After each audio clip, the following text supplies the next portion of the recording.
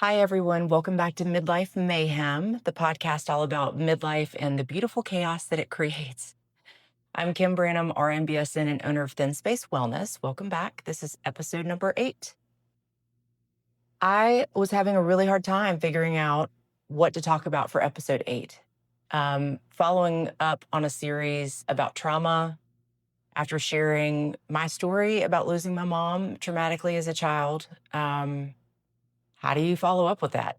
Do you talk about hormone pellets? Do you talk about, so it's 3 a.m. I'm in North Carolina. My family's asleep. I hope they stay that way for at least another couple of hours. But what I found is that in doing this podcast, I've opened up a can of worms, big can of worms, in a really good way. It doesn't feel good all the time, but I know that it's a positive thing. So this morning I woke up and just immediately, I just felt like anxiety and anger, like all these feelings. And I was like, what is going on with me? And it's like talking about my mom's accident and talking about what happened has just opened up so many things that have been suppressed for me for years.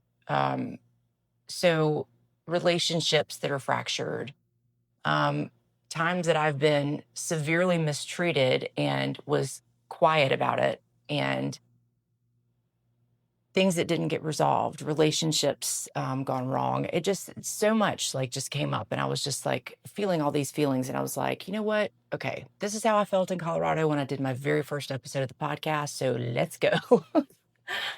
So it wasn't quite that easy. I'm now on my second cup of coffee, so I'm at least a little coherent.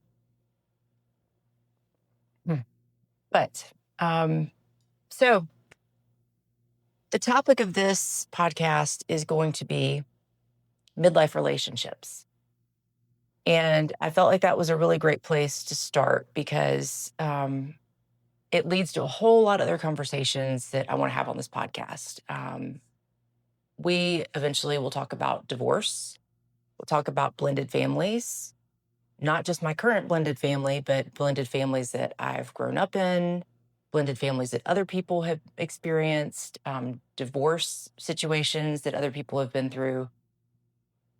That seems to be on my heart a lot, because there's so much surrounding that. It impacts so many people, and I feel like it's not talked about very often. So it impacts all relationships when families go through divorce or blended families. It impacts how you interact with your neighbors. It impacts how you feel about the way people feel about you. It's just so loaded, and there's so much there to unpack. So we'll do that another time. However, I did want to focus on midlife relationships and start there, instead of going backwards and coming to now. We'll start now and kind of touch on the past. So relationships are hard. Relationships are beautiful things. They're very needed. We all need our tribe. We all need our family, whatever your family looks like. We all need our family. And my relationships, to think about how my relationships have changed over the years and my perception of relationships in my midlife, it's pretty miraculous. And I wish for my teenage self, for my college self, for my young 20s self, I wish that I could have known and felt the way about relationships then that I feel now. Um, but it all served a purpose, and there's a reason, right? So to touch on the past, I know that in my history and in my upbringing, I grew up to be a people pleaser. I grew up fearing abandonment in people. So I would cling to people. I'd cling to relationships, especially as a younger child. I remember, especially elementary school, high school, I would just cling to people and just wanted so badly to be the most important person to someone. I'm not going to cry in every episode, I promise. um, but that's been, I crave to be important to people. I crave for people to value me. Um, and it doesn't mean that I want to be like worshipped. I mean, I feel like that sounds so bad, but it's like it means more to me than people know when they've shared with me and made me feel, done things that have made me feel that I'm important to them.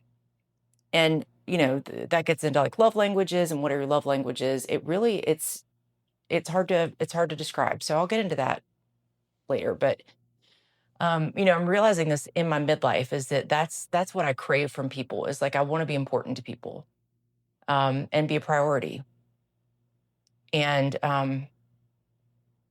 there are a lot of, I mean, you heard my story. There's a lot of pieces from that I'm sure come from the childhood trauma, my dad remarrying, divorcing, my dad remarrying again. And it's like you get this kind of like almost like a battle for the attention. And my dad had to give attention in a lot of different directions to me and my brother, to his current wife, to his other two children from his first marriage, to then stepchildren. I mean, he was spread in a lot of different ways and a lot of people pulling at him.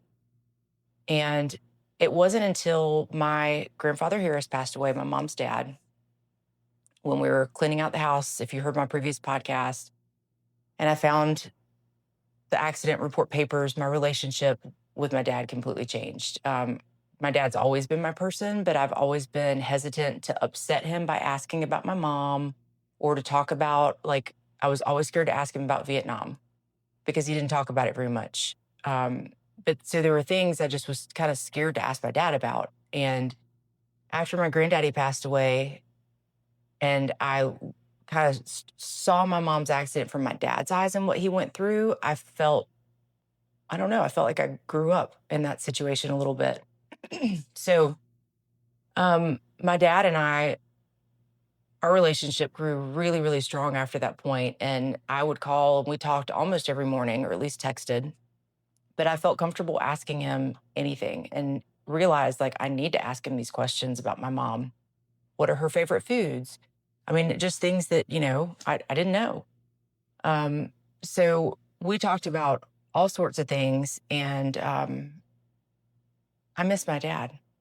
I know I've said that before. I miss my dad. I know many of you miss your dads and moms, and losing parents and having that hole is hard. So my dad's, has always been the person I've known I could go to my dad for anything, and have gone to him for everything. But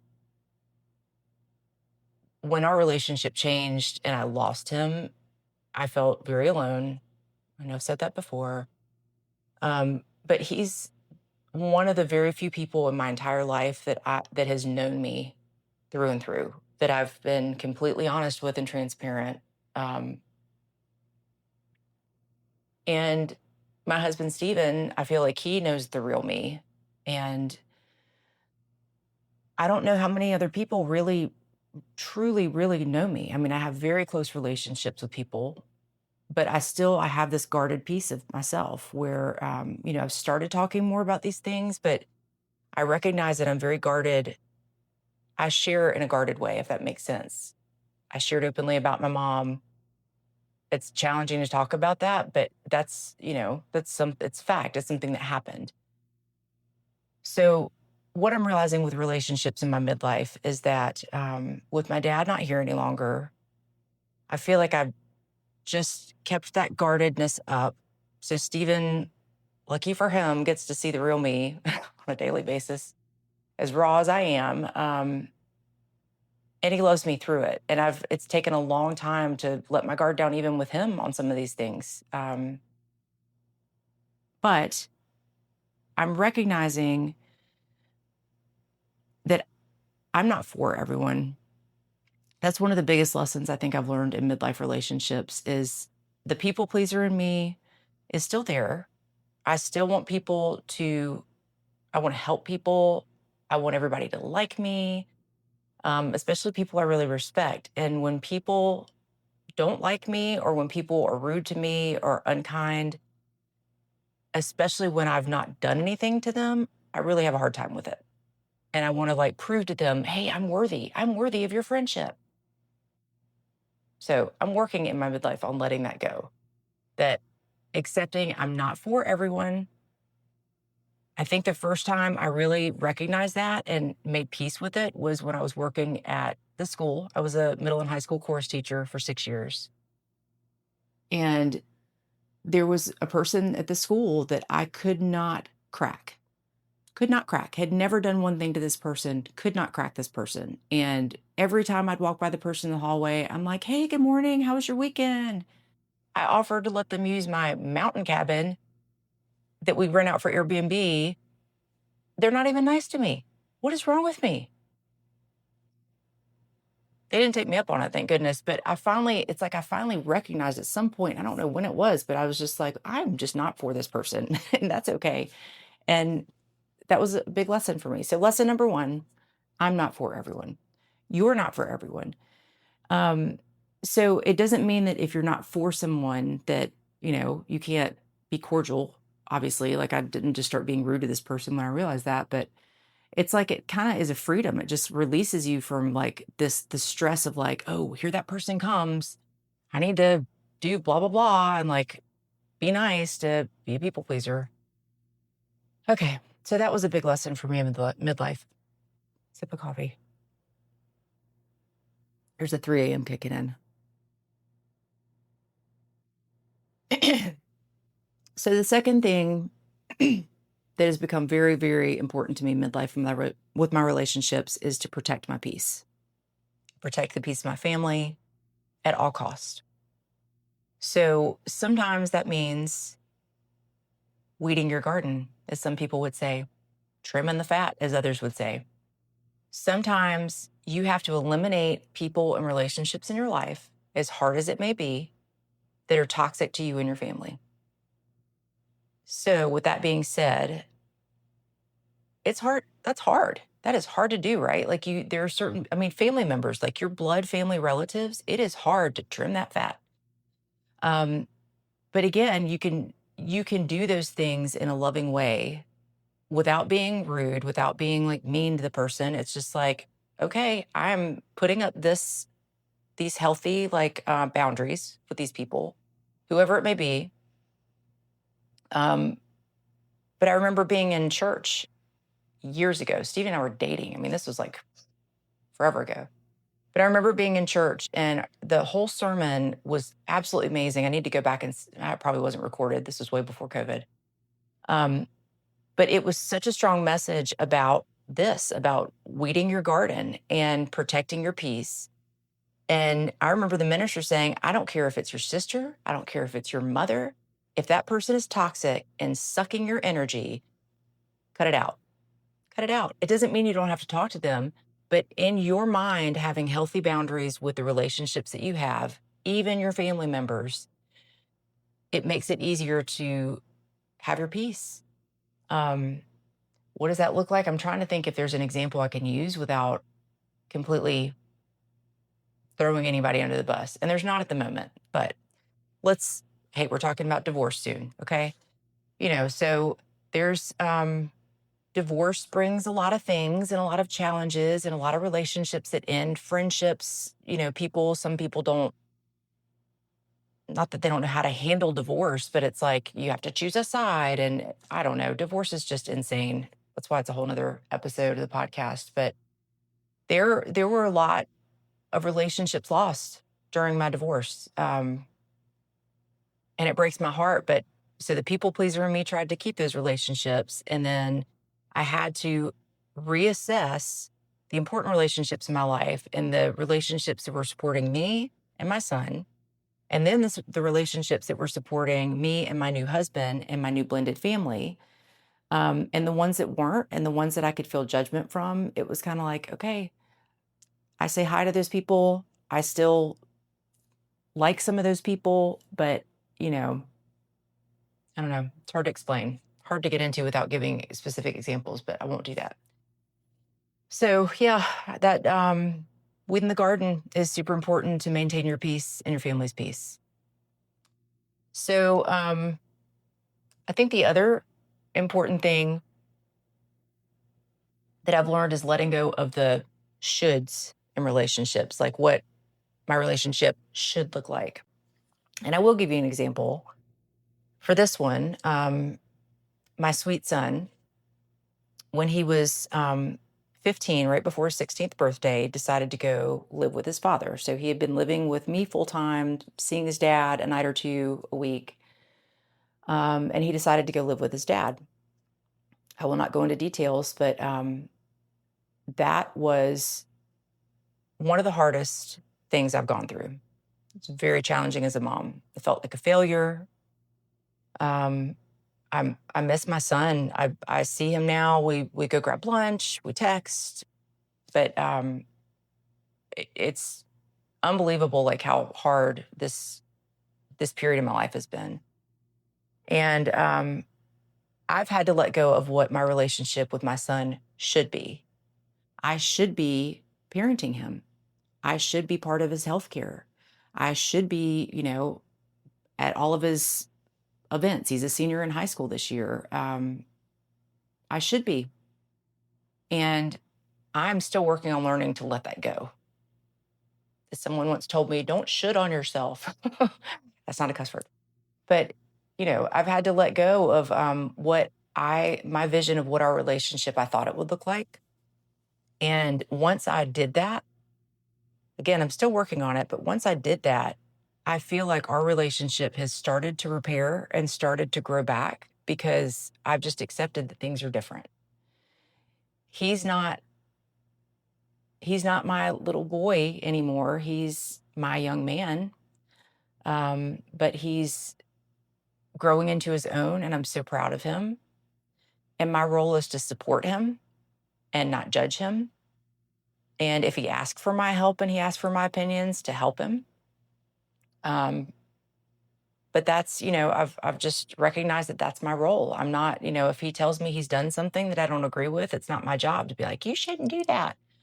Even that should, there's that should word again.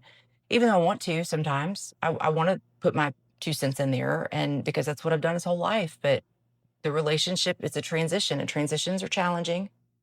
But yeah, the shoulds, I have to let go of those. I had to let go of the shoulds with my dad, even because my dad really wanted everyone to be treated the same. So, all stepchildren, all of his children, me, grandkids, like he wanted, and we had conversations about this because it was hard for me. He was my parent, my only parent.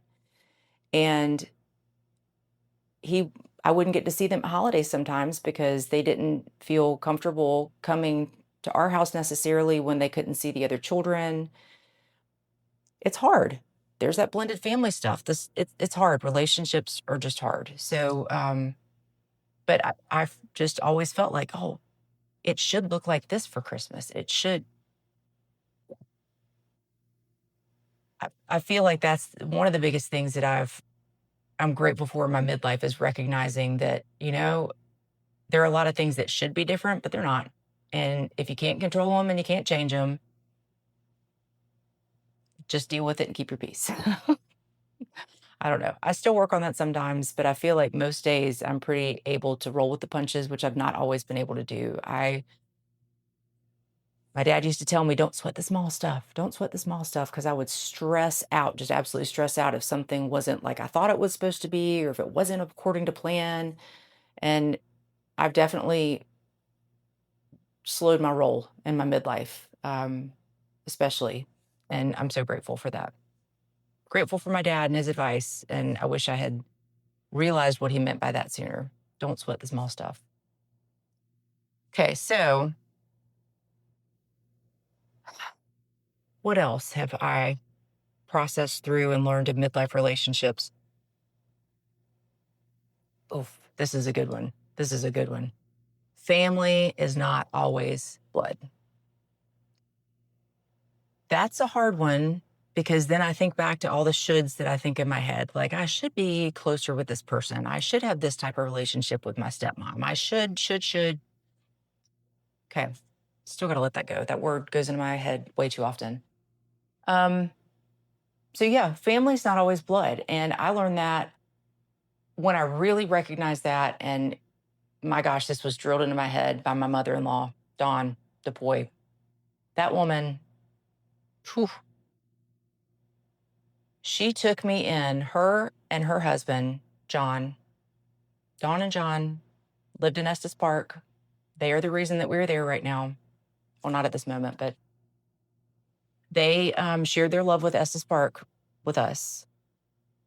And Stephen and I started dating in March. Can't remember what year. Feels like it was a long time ago. No offense, honey.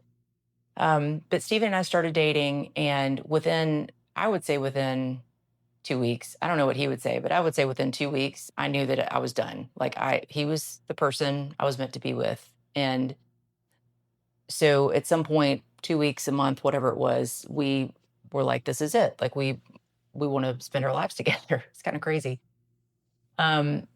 So he took me to meet his mom at Estes Park and John.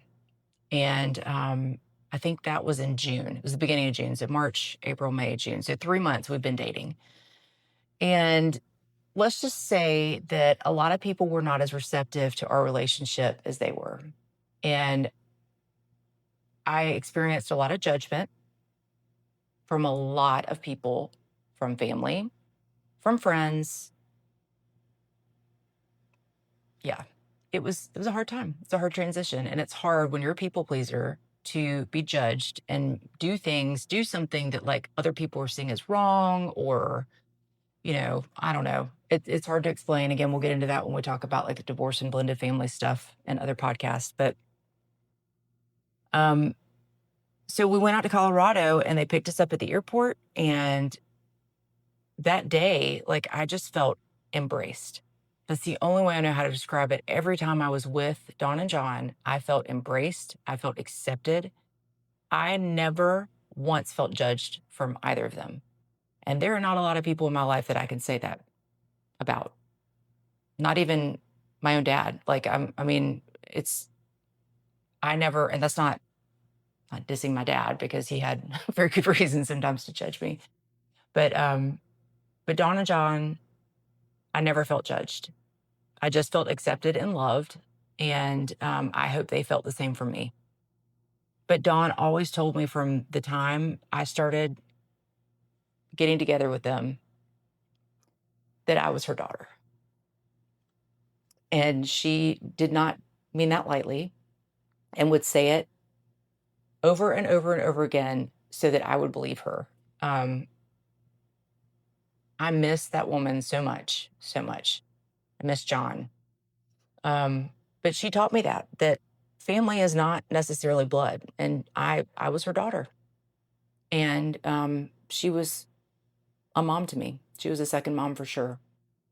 So we had this amazing relationship with John and Dawn. We traveled with them. If we weren't there, they were here, especially when John got sick. Then when Dawn got sick, it was just like we weren't separated. During COVID, I joked about getting an RV and naming it the Nana Getter, because our kids call her Nana, and going out to Colorado to kidnap her. But anyway, that was a big lesson for me in midlife was family is not always blood. So in being in Colorado part-time now and being in North Carolina the other part of the time, what I'm finding is I'm finding my family.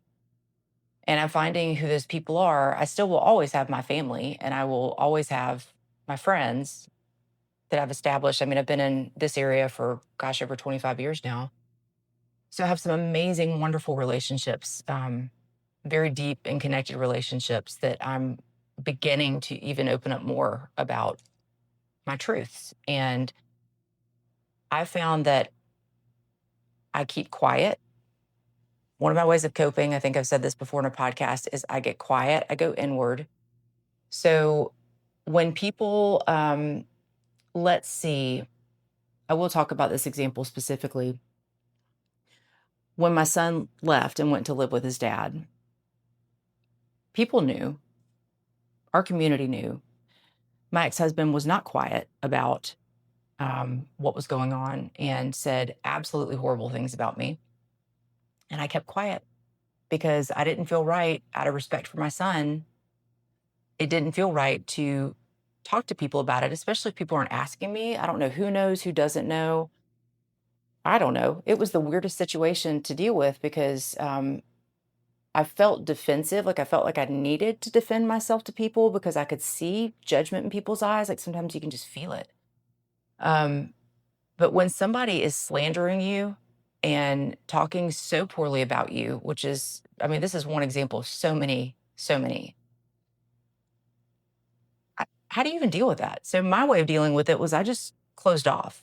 I just closed off. I didn't talk about it. I hid. I stopped going to all of the school events that I love to go to.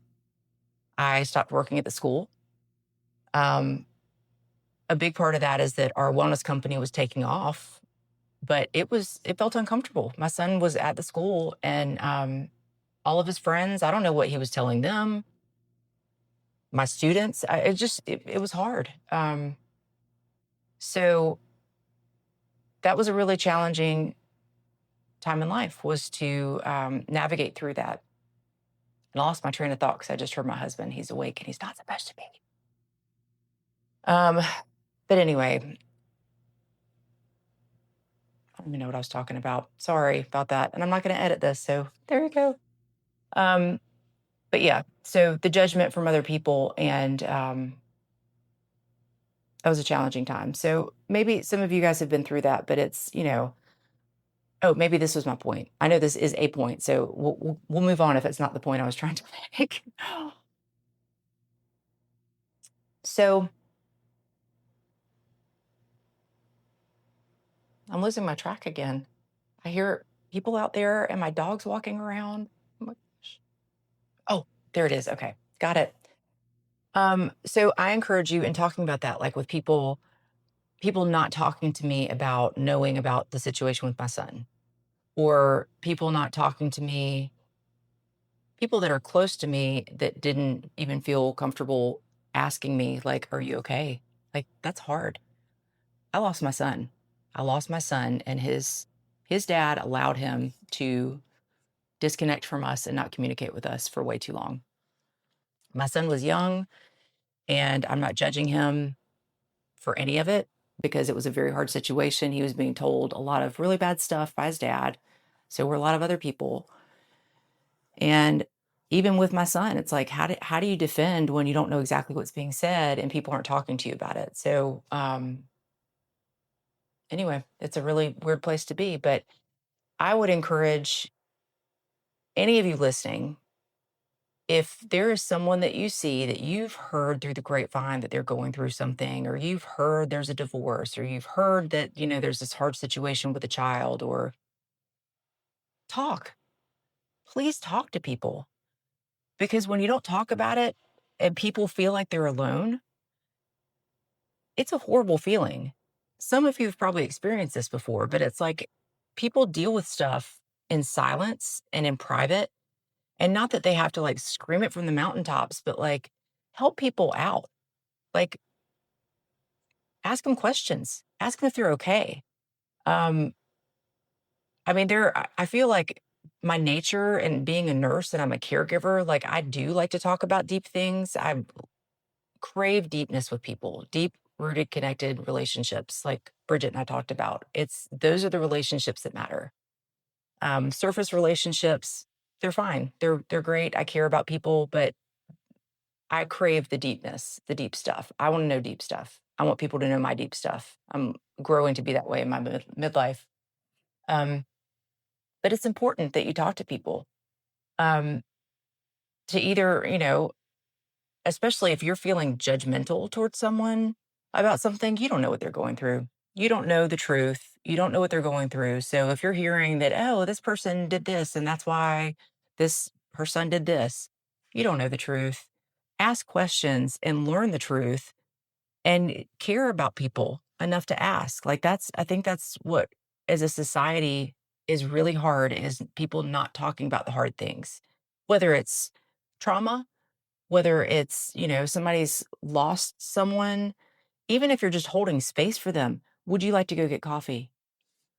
Sit there and don't say a word and just let them talk. I mean, it's just like holding space for your community and supporting other women, other moms, other dads, kids, whoever it is. If you know somebody's going through something, I just strongly urge you to just step in. And sometimes it can be as simple as doing something nice.